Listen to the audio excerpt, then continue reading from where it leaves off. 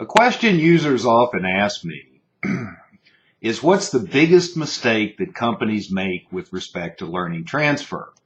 Now, while it's hard to narrow it down to just one thing, I think it boils down to this.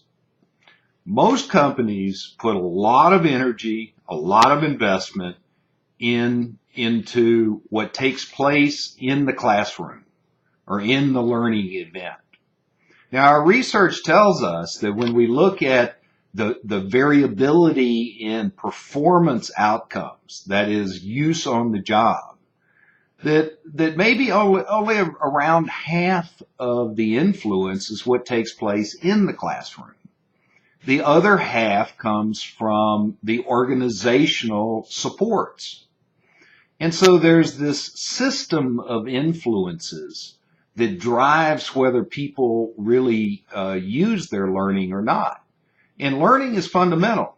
Don't get me wrong. You have to have good learning, but that's only half the battle. The other half is you have to build an organizational environment and a culture that reinforces the use of the learning. And most companies just don't pay a lot of attention to that. You know, we've done research in 25 countries around the world, and we see it over and over and over again that the weakest area in organizations is the organizational supports for training. And it's remarkable how consistent that is.